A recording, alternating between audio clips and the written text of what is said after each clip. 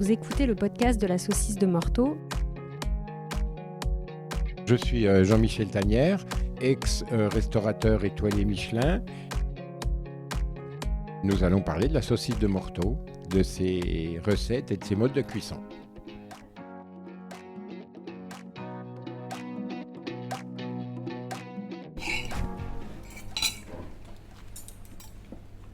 Beaucoup de monde connaît bien sûr la saucisse de Morteau. Comment elle se cuisine en principe ?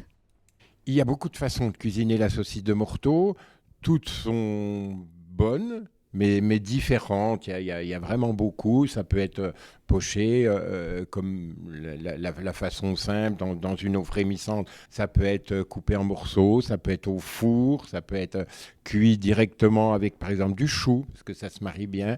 Voilà. Mais je donnerais plutôt la préférence de les cuire entières. Et pourquoi justement ? Parce qu'on garde bien le goût. Après, si vous coupez un petit bout, ça risque d'être peut-être plus sec, plus entière, ça garde son moelleux, parce qu'il ne faut pas trop enlever le gras. Il faut qu'il y ait un équilibre du maigre et du gras qu'il faut garder après que ce ne soit pas sec. Donc c'est important déjà à la production et c'est encore plus important aussi quand on la cuisine, du coup, cet équilibre maigre et gras. Oui, absolument. Garder l'équilibre gras et maigre, c'est ça qui est important. Et justement, quelles sont les erreurs de base à ne pas faire quand on cuisine la saucisse de Morteau ? La toute première, bien sûr, mais on le sait peut-être un peu tous, c'est de la piquer. Parce que si on la pique, le gras va sortir. Bon, après, une fois qu'on va l'éplucher ou la couper, forcément, il y a du gras, il y a de l'eau qui va sortir. Mais pendant la cuisson, il faut la laisser tranquille. Puis doucement, la cuire doucement, pas à gros bouillon. Petite eau qui frémit, voilà. Et comment on sait qu'elle est cuite ? Je sais que c'est à peu près une 40aine de minutes dans l'eau bouillante, mais est-ce qu'il y a des critères visuels auxquels on pourrait se référer pour savoir si elle est cuite ou pas ? C'est difficile à dire, on ne voit pas vraiment. Bon, c'est la texture, on le touche, c'est ferme, ça reste ferme. Ouais, toucher à peine, on le voit facilement.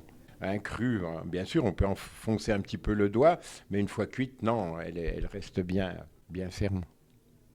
Est-ce que vous avez justement des idées recettes à nous conseiller ? De base, la saucisse de Morteau, elle est souvent mise dans l'eau bouillante accompagnée de pommes de terre, mais je suppose que vous avez d'autres idées à partager.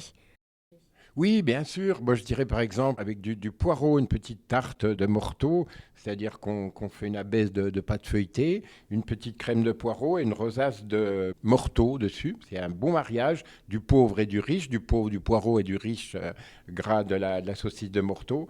Et c'est excellent. Avec un petit bouquet de salade, c'est excellent. Au travers d'une choucroute, parce qu'ici, on aime bien l'hiver la choucroute, mais moi, je dis mangez-la avec de la Morteau, parce que c'est chez nous et puis c'est bon. Ça peut être cuit au four, ça peut être aussi à la plancha.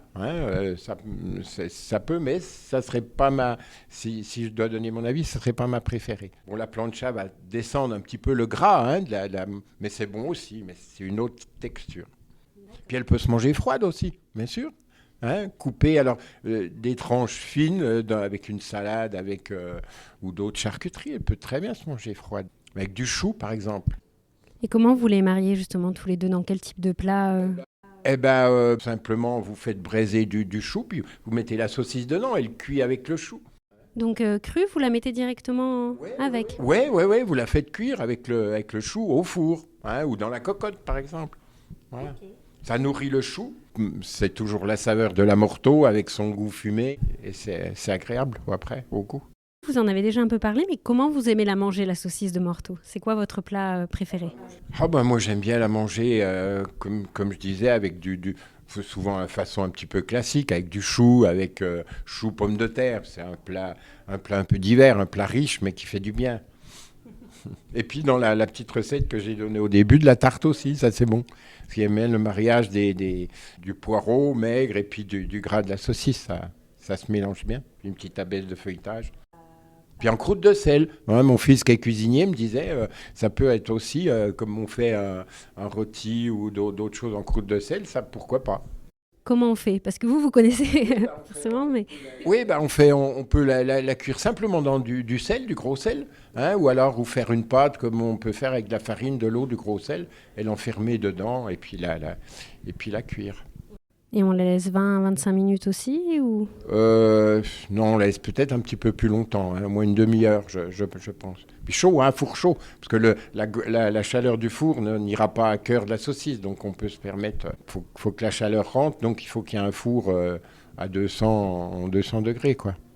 Et est-ce qu'il y a des aliments justement qui ne faut pas marier avec la morteau? Non, non, non, c'est toujours la saveur de la morteau avec son goût fumé. Je ne peux pas dire qu'il y a vraiment des légumes, des éléments qui sont contraires à la morteau. Non, il n'y a pas. Elle se marie avec beaucoup de choses. Maintenant, vous savez comment la cuisiner. Alors on se retrouve dans un prochain épisode pour découvrir une nouvelle étape de la production.